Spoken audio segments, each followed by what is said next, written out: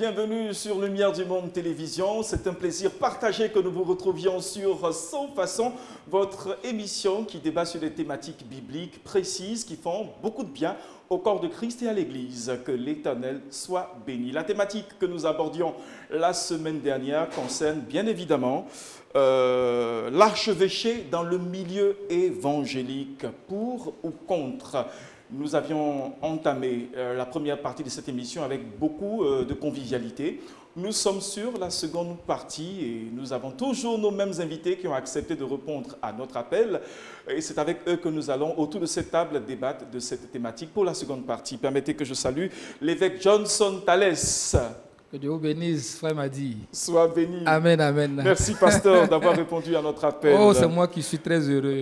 Pour rappel, le pasteur est le leader fondateur de la fondation Epikaizo. Epikaizo, oui. Que l'Éternel nous bénisse. Amen, vous avez amen. aimé la première partie? Oui, oui, j'étais très pressé de revenir parce qu'on est resté sur notre fin. Donc, c'est avec empressement que je suis arrivé aujourd'hui. Merci beaucoup, pasteur. Et puis nous saluons le pasteur Raphaël Ta. Oui, bonjour. Bonjour, serviteur, pasteur, que Dieu vous bénisse. Amen. Le pasteur Raphaël Ta est le révérend, il est de l'église évangélique presbytérienne de Côte d'Ivoire. Amen. Et puis vous avez également été sur notre plateau la semaine passée. Quelles sont vos impressions? Bien, bon, moi en tout cas ça a été enrichissant, ça m'a apporté beaucoup, ça m'a permis de connaître un peu les positions des uns et des autres. C'est cela. Et voir un peu comment on est un peu dans le milieu évangélique. Et puis on est prêt pour la suite? Oui, on est prêt pour la suite. On ça. a quand même fait après les échanges, on est quand même allé essayer d'avoir renforcer un peu nos argumentations. C'est cela, voilà. c'est cela. Et puis nous voulons saluer l'évêque Jonathan Ba, pasteur principal et leader de la mission Tabernacle des Vainqueurs. Shalom, frère Madi. Shalom. Merci encore de nous recevoir sur ce plateau. Nous saluons toute l'administration de LMTV. Et merci beaucoup. Nous sommes contents d'être là. Merci. On est autant content de vous recevoir. Merci. Surtout que vous êtes bien habillé avec les apparats dus à votre rang. Oui, tout à fait. Et nous présentons le pasteur Yao Lawrence Atagba de l'Église des Assemblées de Dieu. Bonjour, serviteur de l'Éternel. Bonjour, frère Madi. Vous vous portez très bien, nous croyons. Oui, par la grâce de Dieu, je me porte bien. Et puis vous êtes déjà prêt pour la seconde partie?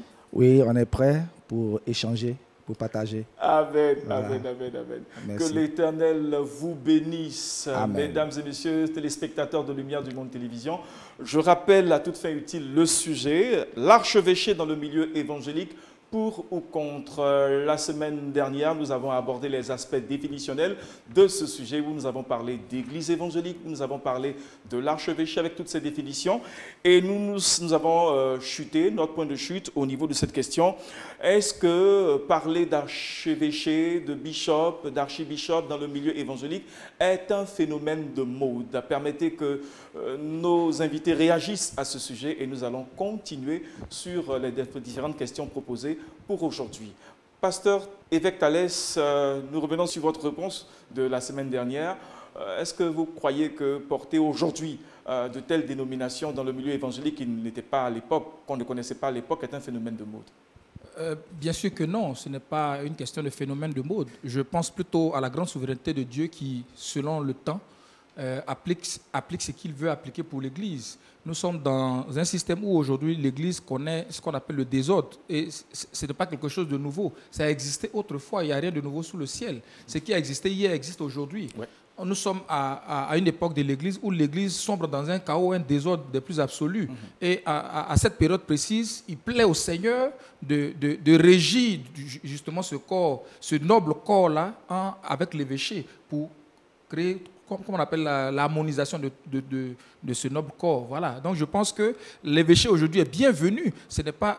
Vous savez, quand on a commencé le débat, j'ai tenu à recadrer le débat dès le départ. Ouais. J'ai dit, si on est d'accord que l'évêché est biblique, on part. Secondement, est-ce que c'est évangélique? Tout le monde a dit, on est d'accord. À partir du moment où c'est évangélique, Dieu l'applique au moment où il a besoin de l'appliquer. Évangélique parlant de l'évangile. Bien sûr, puisque c'est biblique, c'est les apôtres, c'est depuis l'Église primitive qu'on a entendu même cette expression. Donc, Dieu est dans sa parole, Dieu n'est pas en dehors de sa parole. Comme je dis, la Côte d'Ivoire est une nation jeune en ce qui concerne l'évangile. Hier, on a découvert le prophète Kakou Sévérin.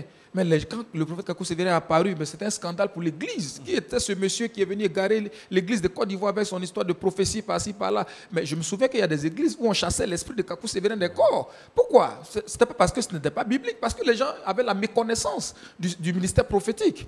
Voilà, méconnaître ne veut pas dire que ce n'est pas biblique. C'est ce que je décris aujourd'hui.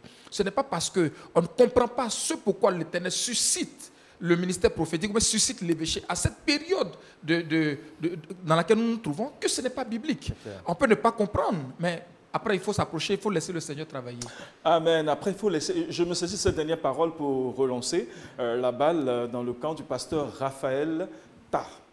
Bien, bon, moi je suis toujours sur ma position de la semaine passée. Je me dis que ces titres-là sont les signes des désordres des derniers temps qui sont apparus. Au lieu de l'ordre, moi je dis que c'est un désordre qui est apparu dans l'Église. Parce que quand on regarde dans le mouvement de l'Église, on parle aujourd'hui de la foi, des fondements de la foi, de la vraie foi, c'est-à-dire des fondements même du protestantisme qui nous ont amenés à combattre vraiment pour l'Évangile. Au fur et à mesure qu'on va, on est en train d'aller petit à petit vers l'apostasie. Et je me dis, ces signes-là, généralement, ces titres-là sont réellement du milieu néo-pentecôtiste. Et le milieu néo-pentecôtiste est aujourd'hui un foyer d'hérésie.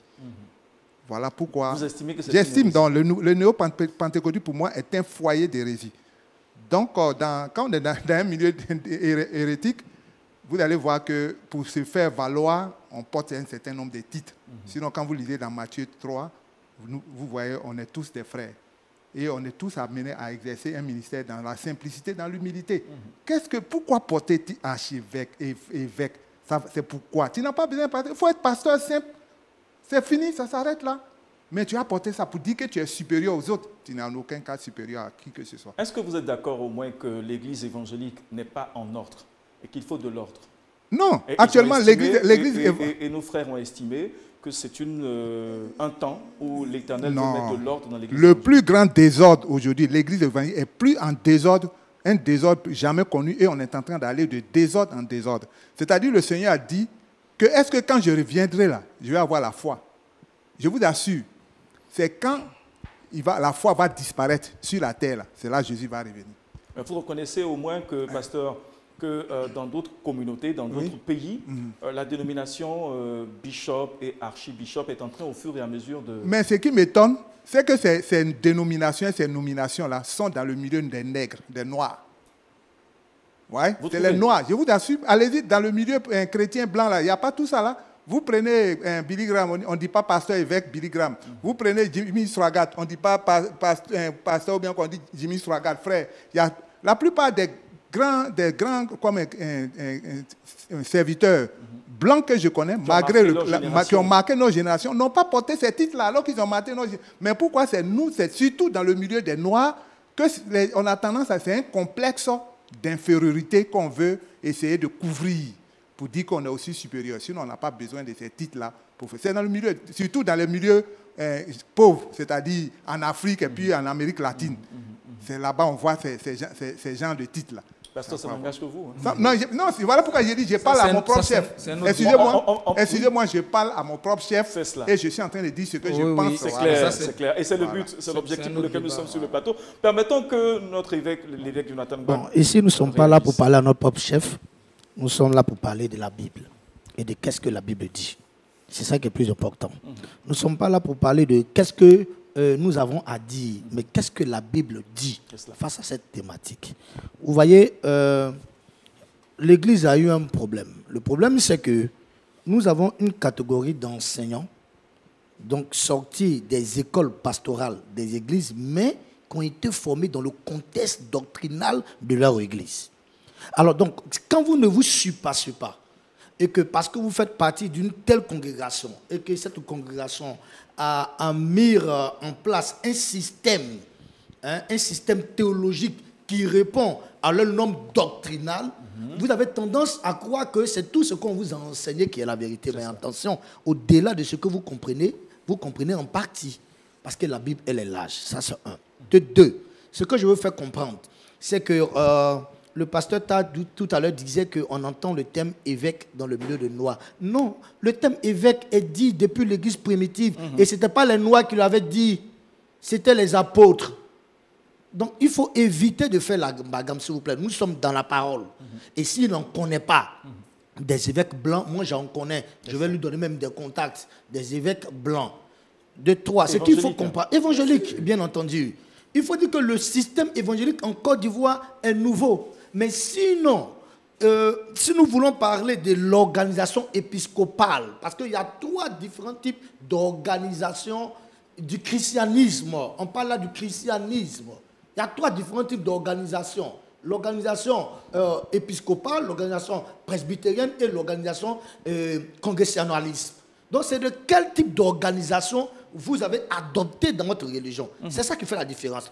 Maintenant, pour terminer, parce que nous allons aborder, il faut que le pasteur comprenne que même les 120 doctrines, parce que les doctrines ont été l'apanage des évêques, c'est les évêques qui ont établi les 120 doctrines, doctrine du salut, doctrine du baptême, doctrine du Saint-Esprit, toutes les doctrines qui sont enseignées. Je vais lui demander qui sont ceux qui ont érigé ces doctrines. C'est bien entendu les évêques. Le canon que nous utilisons aujourd'hui, qui est la Bible, qui a été canonisé en l'an 397, ça a été canonisé par qui? Mais par les évêques. Donc, il faut avoir la connaissance de l'histoire même de l'Église. Parce qu'on ne prend pas l'histoire de l'Église en l'an 1000, 1500.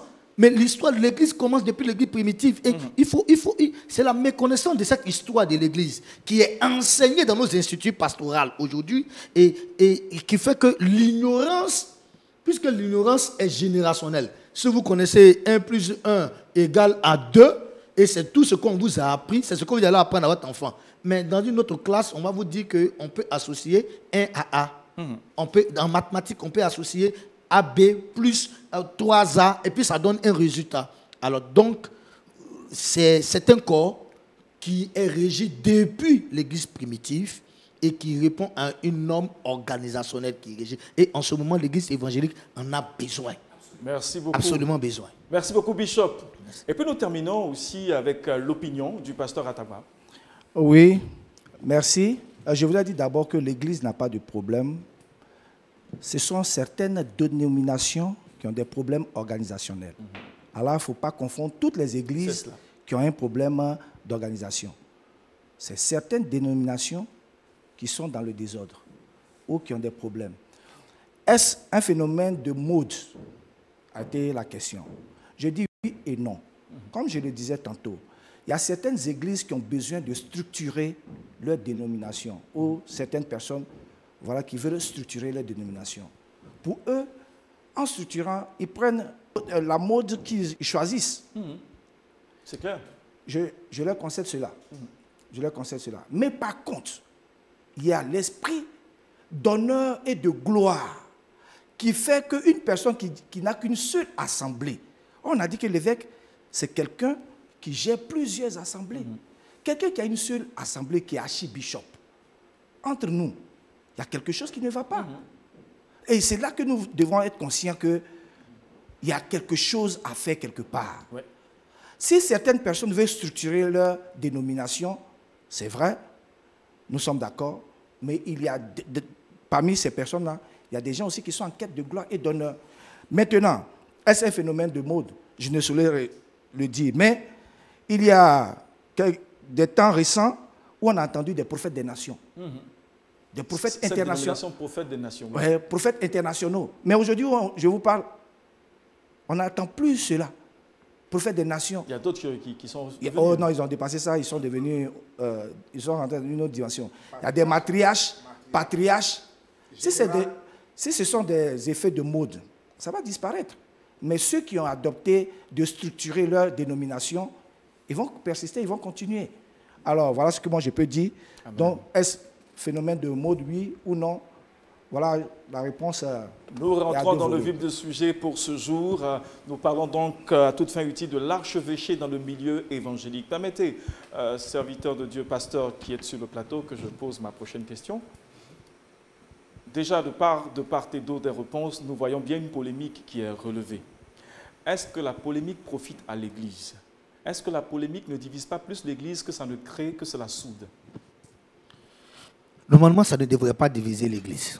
Écoutez, tout à l'heure, je reviens encore sur le thème de dire que le christianisme a adopté 3 formes d'organisation.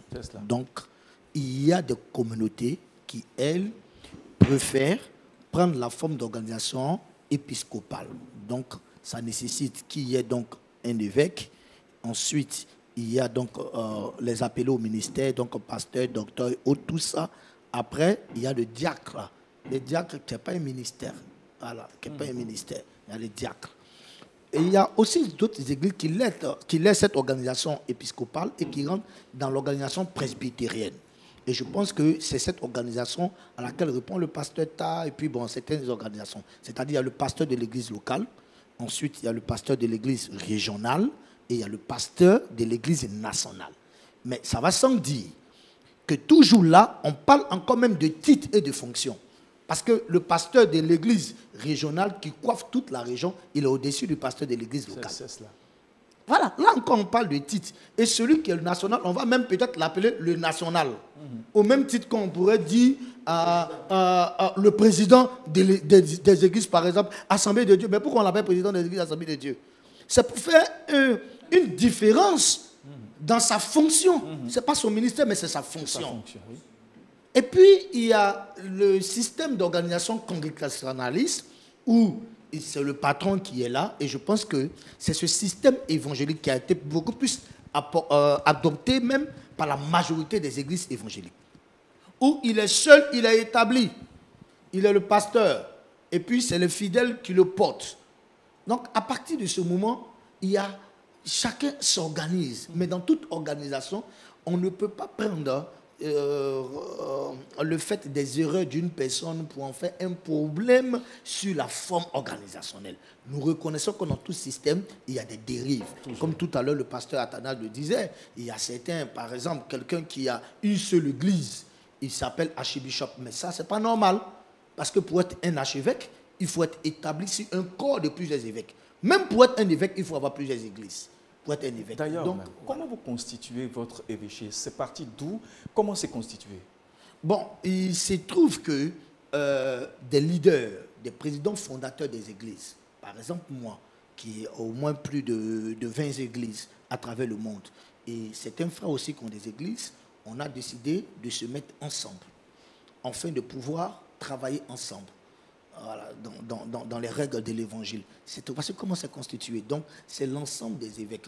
Est-ce qu'il y a un contrôle là-dessus? Oui, il y a un contrôle. D'abord, même pour être un évêque, il y a d'abord... Un évêque ne devient pas évêque n'importe qui. Il faut obligatoirement avoir une licence en théologie. Donc, d'avoir une base théologique. Pour être un évêque, il faut être établi sur une église et gérer plusieurs églises pour être un évêque. Il faut avoir la gestion. Donc, il y a tout un critère qui est établi selon les normes bibliques, puisque la Bible en parle. Donc, c'est ces critères que nous respectons. Si vous ne respectez pas ces critères, vous ne pourrez pas faire partie de notre collège d'évêques. Voilà. Pasteur Raphaël, j'aimerais faire une précision. Expliquer... Vous n'aviez pas fini? Non, il a utilisé certains thèmes-là que je voulais vraiment essayer d'expliciter. Les différents systèmes d'organisation de l'Église. Nous avons le système épiscopal, le système presbytérien ou presbytéral, et puis le système congrégationaliste. C'est parti un peu de ce débat d'organiser les églises. Il y a certains qui disent que l'église doit être dirigée par un évêque, c'est-à-dire de façon triangulaire. Triangulaire, oui. Voilà, c'est-à-dire il y a un évêque en haut, et puis les autres viennent. Ce sont les décisions de l'évêque qui priment. Et l'évêque est comme un intermédiaire entre Dieu et les hommes, et c'est lui que Dieu inspire. Donc, et les autres ne font qu'exécuter. Il y a certains qui ont dit non, nous on n'est pas d'accord avec ça, que quand on lit, on se rapproche des Saintes Écritures, on a vu que l'Église était dirigée par un collège, dont l'autorité appartient plutôt au collège des anciens. Or, l'épiscopal dit l'autorité appartient à un évêque. Maintenant, le presbytère dit l'autorité appartient au collège des anciens. C'est-à-dire ce sont les anciens qui décident, et ce sont les anciens même qui choisissent leur pasteur, qui choisissent même le pasteur. Ça, Maintenant, le système congrégationnel qui dit non, l'Église, d'abord, quand vous prenez les lettres de l'apôtre même commence à dire, il adresse d'abord des lettres aux saints. Et il adresse d'abord ces épîtres-là aux églises. Il n'adresse pas ça à un évêque, il n'adresse pas ça à un pasteur. Il dit, donc, l'Église, l'autorité revient à la congrégation. C'est-à-dire que si on doit prendre une décision, on vient devant l'assemblée de l'Église et maintenant c'est l'assemblée de l'Église qui décide par vote quelle décision on doit prendre. Donc voilà un peu pour clarifier un peu les différents systèmes qui sont là. Pasteur Atagba. Oui, moi je voudrais dire que lorsque nous parlons d'église évangélique, dans la définition, on a dit que c'est un groupe qui est rattaché au protestantisme. Donc l'histoire dit que les protestants sont sortis des catholiques à cause de certaines choses. Donc l'église protestante s'est donné une ligne de conduite et des appellations. Donc, si vous voulez organiser votre église, mais inspirez-vous du modèle protestant. C'est là toute la confusion du peuple et de tous ceux qui nous écoutent. Vous dites, vous faites partie d'un groupe de personnes qui ont une manière de fonctionner, qui ont pour base la parole de Dieu. Le modèle de foi, c'est que le salut s'obtient par la foi en Jésus-Christ seul. Et que c'est Dieu qui est le souverain de l'église. Il vous a accordé un ministère don que vous devez prendre et exercer pour édifier le corps de Christ. Mais restez là. Toutes les autres églises de l'Assemblée de Dieu dont je fais partie, l'église est organisée, mais pas avec des grands noms, ces appellations. Tout simplement. Et je voudrais dire pour terminer, l'appellation la plus noble pour un serviteur de Dieu, c'est serviteur de Dieu, c'est pasteur. Quand on t'appelle pasteur, ça te rappelle que tu dois avoir des brebis et que tu dois gérer des brebis, tu dois prendre soin d'eux. C'est un titre ou bien un nom, une appellation qui t'interpelle, que tu as à charge des personnes. Qu'est-ce qu'ils ont mangé aujourd'hui? Comment ils se portent? Voilà. Donc, n'ayons pas honte d'être appelés pasteur. Mais permettez que je revienne en même temps. Comme les évêques parlent d'organisation, parmi les pasteurs, est-ce qu'il n'y aurait pas aussi besoin d'organisation à la tête de ces pasteurs, dans leur organisation? Est-ce que ce n'est pas pratiquement ce qui est en train de revenir? Mais c'est ce que je disais tantôt. Nous sommes bien organisés et on fait partie des organisateurs aussi. Frère Madi.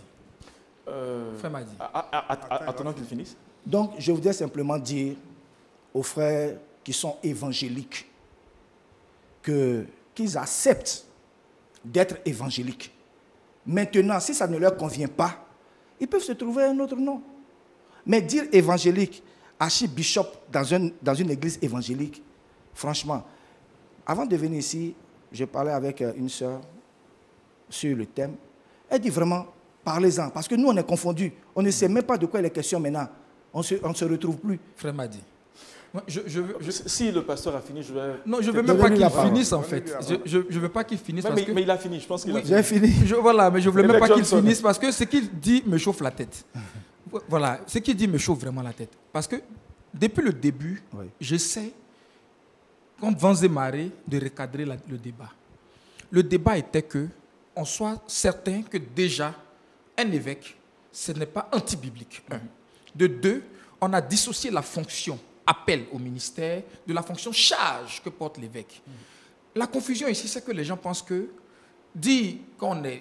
parler de l'évêque, c'est comme si on parle d'un appel au ministère. Non, moi je suis prophète. Je suis prophète d'appel. Mais je suis évêque. J'ai pris la charge de l'évêque. Mais maintenant, pourquoi je viens. Attends, je vais t'interrompre. Ne m'interromps pas. Pourquoi ta charge prend le dessus? Non. Pourquoi ta charge prend le dessus sur ta fonction? J'ai même dit que... Sur ton ministère. Non, mais c'est ça. Il terminait, pasteur, s'il vous plaît. Déjà, il faut savoir que la fonction est au-dessus de la charge. De l'appel? Oui, bien sûr. On se trouve où là? Écoute-moi, laissez-moi vous expliquer. Expliquez donc. Expliquez, on va revenir. Il a dit quelque chose qui était très important. Il dit, nous, à notre niveau, nous sommes bien organisés. Mais il ne faut pas rester dans sa maison pour parler de l'Église. L'Église, c'est un corps. l'Église, c'est un tout. Si vous, à votre niveau, vous êtes bien organisé, ce n'est pas toute l'Église qui est bien organisée.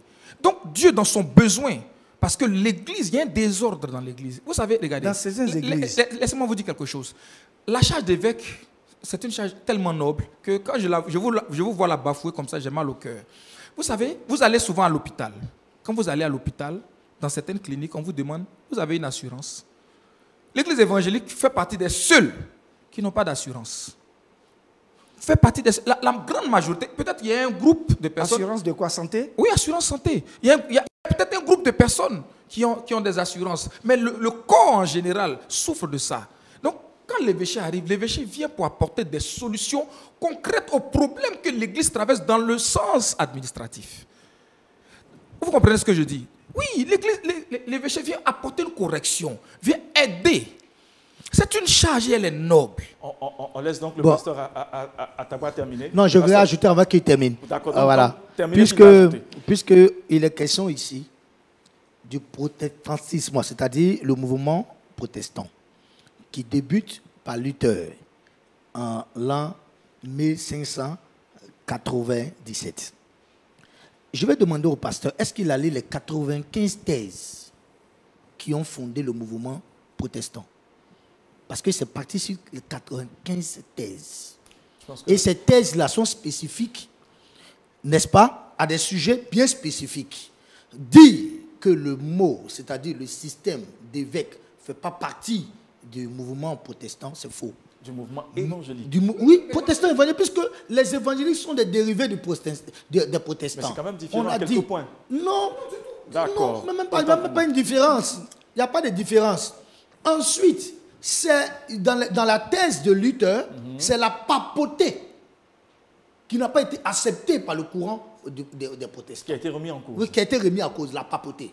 Parce qu'on estime que le souverain sacrificateur est Dieu lui-même. Et 1 Pierre, le chapitre 5, le verset 2 en parle pour dire le souverain pasteur. Il est nommé, Dieu est nommé comme le souverain pasteur.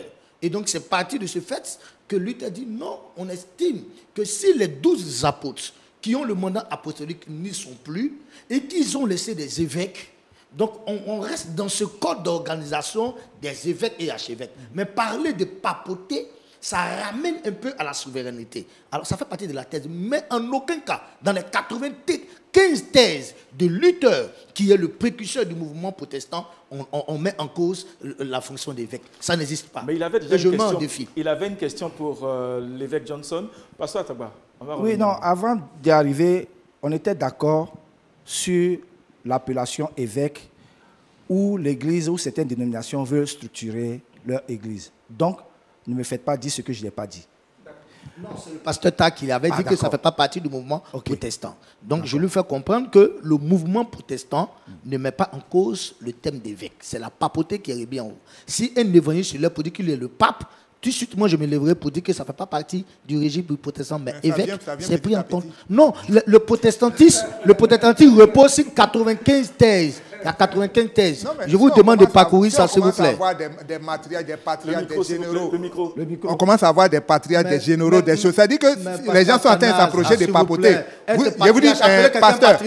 Vous, êtes un père, vous avez eu 10, 15 enfants, vous êtes un patriarche. En quoi est-ce que c'est un problème avec la foi? Frère. Appelez quelqu'un patriarche. En quoi est-ce que ça met en cause la foi? J'ai dit frère. Vous êtes un patriarche. J'estime que vous avez des enfants. Mais vous appellerez votre grand-père patriarche?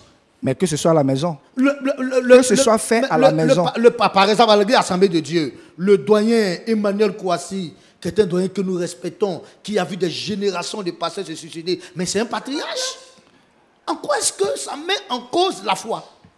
En quoi est-ce que ça peut amener quelqu'un en enfer? On va laisser évêque. Non, il faut éviter. J'ai l'impression que le problème de la fonction... En réalité, du sujet.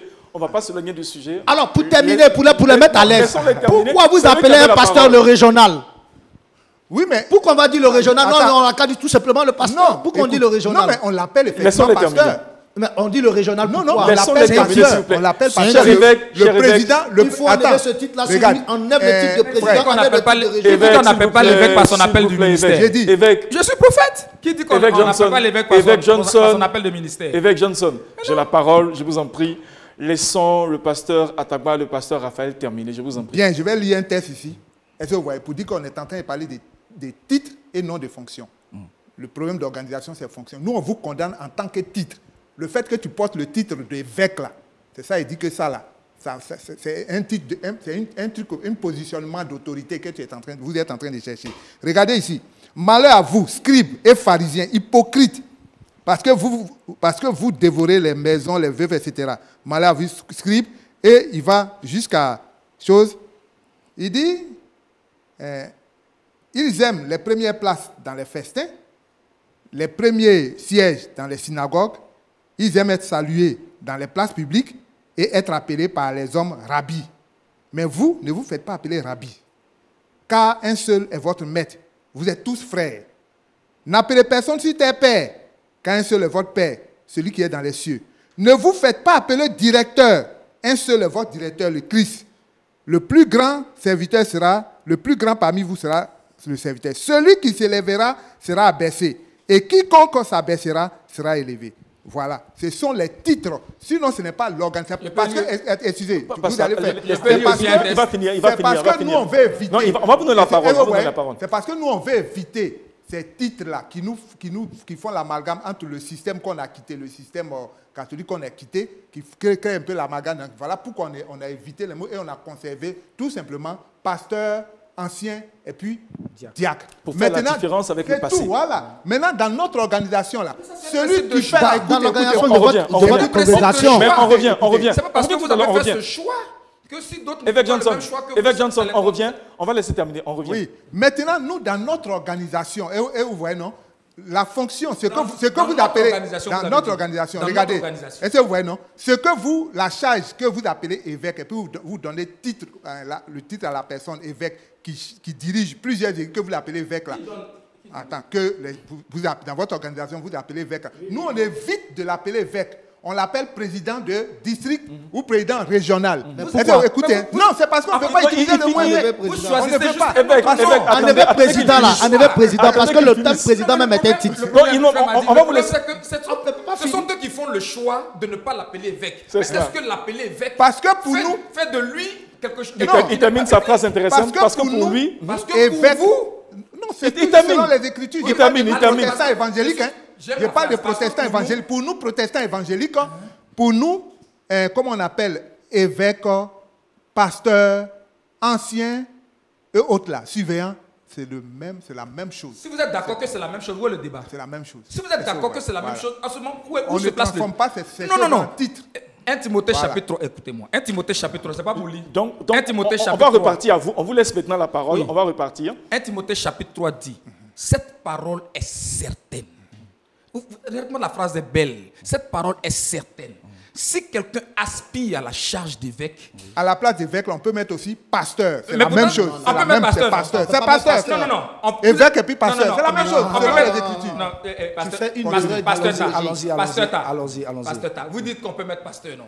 On peut mettre ancien même. Vous dites qu'on peut mettre ancien, non? C'est écrit évêque. Donc acceptez au moins ce qui est écrit. D'accord. Donc on part sur la base de ce qui est écrit. Avançons. Oui. Vous dites qu'on peut mettre pasteur. On dit, si quelqu'un... Cette parole est certaine. Si quelqu'un aspire à la charge d'évêque, il désire une œuvre excellente. Oui. À partir du moment où le Seigneur trouve que c'est une œuvre excellente, pourquoi vous les hommes, vous trouvez que ce n'est pas bon? Oui, mais c'est ce que je suis en train de dire. L'évêque qui est désigné là. C'est l'évêque là, c'est l'évêque d'une église locale, c'est pas l'évêque. Ah non. Il faut lire. Il faut bien lire. Non. C'est toi qui dois bien lire. Nous sommes partis d'un ensemble de définitions au départ de ce débat. Vous avez lire. Nous sommes sur l'épître. Il faut relire le texte. Si quelqu'un aspire à la charge d'évêque, il faut lire. Écoute. Écoute, allons-y. Ici, dans ce contexte-là, évêque, ce n'est pas celui qui est établi sur plusieurs églises. C'est celui qui est le charge locale. Il faut bien lire. C'est cela.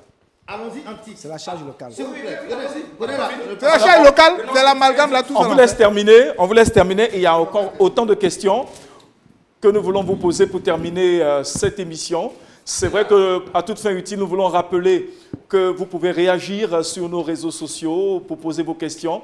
Vos réactions sont les bienvenues, mesdames et messieurs. Voilà, nous sommes toujours sur notre plateau avec les différents évêques, l'évêque Johnson Thalès et l'évêque Jonathan Gba, avec le pasteur en face, le pasteur Alagba et le pasteur Raphaël Ta. On trouve les textes rapidement et puis on va... Titre le chapitre 1 à partir du verset 5. Donc, les micros, s'il vous plaît. N'oubliez pas de parler dans les micros. Je lis ceci.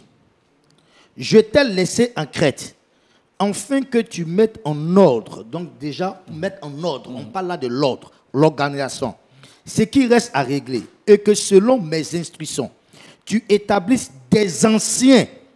Tu établis des anciens, donc presbytéros, des bergers, des pasteurs. Vous étiez des revenu docteurs. dessus la semaine passée. Voilà. Des presbytéraux, des anciens dans chaque ville.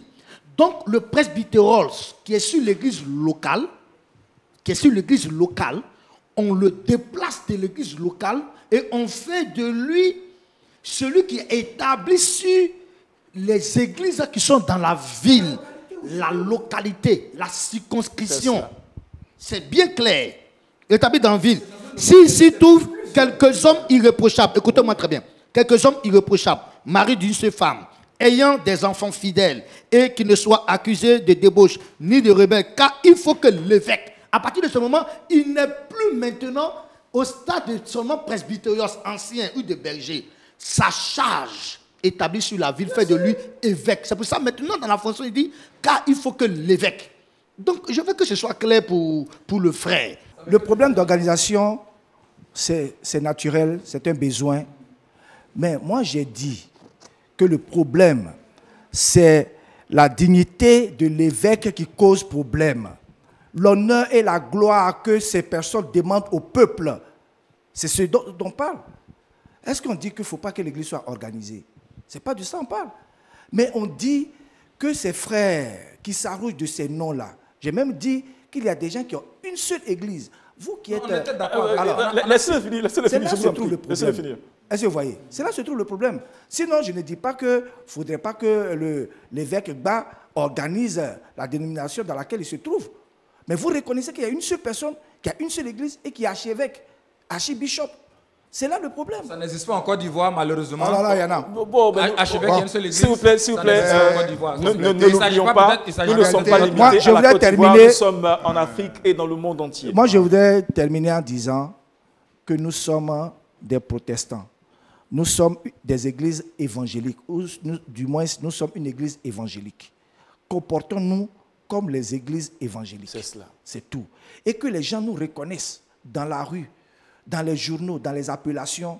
Quand on dit ah, cela, c'est un pasteur évangélique, tout simplement. Pasteur, Oui. avec vous, je termine. Y a-t-il un bénéfice à réorganiser, à parler de tout ce système dont nous parlons aujourd'hui, évêque, bishop? Est-ce que vous trouvez qu'il y a un bénéfice pour l'Église évangélique aujourd'hui? Toute cette réorganisation qui est en train d'être mise sur pied depuis un moment. Oui, oui, parce que l'ordre vient de Dieu et l'organisation assainit la société. Ça, c'est vraiment important. Maintenant, il faut que les frères de dénominations qui adoptent ces appellations puissent peut-être avoir une réunion et assainir ce milieu. Oui, parce surtout. que ça crée vraiment une grande confusion. Ça crée vraiment une grande confusion. Voilà. On va laisser le pasteur Ta et puis on va Bien. terminer avec les... Vous savez, moi, quand je parle d'abord, je parle de l'idéal théologique, l'idéal biblique. Dans l'idéal biblique, il n'y a que comment on appelle, une hiérarchie de service et non une hiérarchisation d'autorité. Est-ce que vous voyez? Ça, c'est l'idéal théologique biblique. Quand vous regardez, c'est tout. Maintenant, il y a des contingents sociaux ou humains qui font qu'on essaie de nous organiser à l'image du monde. Et l'organisation locale que nous avons, en tant qu'église locale que nous avons, c'est copié sur le monde. Depuis même l'empereur Constantin et l'empereur Théodose qui a universalisé le christianisme. Est-ce que vous voyez? Donc, sur le plan des contingences, il peut y avoir des organisations. Voilà pourquoi nous, il y a certains thèmes et titres qu'on essaie d'éviter pour ne pas créer la confusion. Est-ce que vous voyez? Sinon, c'est normal qu'on s'organise. Donc, pour éviter la confusion, voilà pourquoi, par exemple, chez nous, les protestants évangéliques, nous, on dit, par exemple, président des régions, président des temps, au lieu d'utiliser le terme, voilà, c'est l'équivalent de ce que vous appelez évêque et autres. Est-ce que vous voyez? Donc, voilà. Maintenant, quand je parle d'évêque, ce n'est pas que je suis en train de banaliser la fonction, la charge d'évêque. Ce que je suis en train de vous faire comprendre, c'est que si on lit dans la Bible, là, la charge d'évêque, là, ce n'est pas une charge d'une personne qui est établie sur un certain nombre d'églises. Et puis quand vous regardez, vous lisez la Bible, là, généralement quand on dit l'église de Corinthe, l'église des temps, avant l'église primitive, là, rares sont les zones dans lesquelles il y avait plusieurs. C'était pratiquement des églises de maison. C'était pratiquement des églises de maison. Est-ce que vous voyez? Donc, Ça fait plusieurs églises. voilà, non, je veux dire que c'était pratiquement, c'est-à-dire communauté, vous autre là. appelez église, C'était ça des commence églises à de partir maison, de dans des communauté. familles. Nous Écoutez, avons déjà- c'était dans des familles. Maintenant, le pasteur, en ce temps, le rôle du pasteur c'était tout simplement d'aller rendre visite. Comme aujourd'hui, il y a des cellules de maison où le pasteur essaie de coordonner ces cellules de maison. Non, le pasteur, vous allez voir que ce que vous appelez évêque là, le pasteur, pasteur, évêque et autres là, c'est la même chose. Est-ce que vous voyez? Maintenant, pour un souci d'organisation, vous avez voulu utiliser cela comme des titres. Que Dieu nous bénisse, pasteur. Et puis, nous allons faire un dernier tour de table. C'est pourquoi nous allons vous laisser d'abord terminer. Donc, je vous en prie, on a pratiquement fini. Juste 1 minute, quelques secondes pour le dernier tour de table. Alors, ce qu'il faut retenir, pour dire que moi, je suis d'accord avec le pasteur Athanas qui estime que, qui estime que la question du désordre doit être réparée. Et c'est bien entendu pour cette question du désordre que ce n'est pas normal que quelqu'un qui a une seule communauté, même qui n'a pas de communauté, se fasse appeler archevêque. Ce n'est pas normal. C'est pour cela que nous avons, pour le cas de la Côte d'Ivoire et dans plusieurs pays d'Afrique, mis des collèges. Il y a des collèges d'évêques qui existent, qui régissent ce secteur d'évêché. Donc nous voulons le rassurer pour dire que nous sommes en train d'aller petit à petit à mettre de l'ordre. Et si l'on connaît certains pasteurs qui n'ont pas de communauté, qui se font appeler évêques ou archevêques, vaut mieux nous faire signe pour qu'on puisse ramener ces frères-là à l'ordre. De deux, il faut comprendre que c'est un système organisationnel qui est accepté du mouvement protestant évangélique. Parce que quand on parle, on dit nous, mais nous sommes des protestants évangéliques. L'église méthodiste, elle est protestante. Elle est protestante. Et là-bas, ils ont accepté l'organisation épiscopale où il y a un bishop qui est là. Amen. Voilà. Donc, il faut comprendre que c'est une organisation qui répond de la Bible et non d'un système religieux. Que Dieu bénisse les bishops qui ont accepté de répondre à notre appel. Permettez que nous donnions le mot de fin au pasteur. Donc, pasteur Atagba. Ok, merci. Moi, je voudrais dire aux frères et sœurs de garder les yeux fixés sur Jésus, le rémunérateur de la foi de chacun d'entre nous. Les titres orientent le peuple vers le leader, mais le ministère oriente le peuple vers Dieu. Amen. Que Dieu nous aide dans tout ce que nous faisons, que ce soit la charge ou le ministère, que nous orientons le peuple vers Dieu et à lui seul soit la gloire. La charge existe, le ministère existe, tout cela aussi c'est pour le bénéfice de l'Église. Que l'Éternel nous bénisse. C'est avec ces mots que nous voulons conclure notre émission sans façon d'aujourd'hui. C'est terminé. Nous prenons rendez-vous pour la semaine prochaine pour un autre thème bien enlevé. Vos réactions sont les bienvenues sur nos différentes plateformes. Nous allons vous dire au revoir. Que Dieu vous bénisse et que la lumière soit chez vous.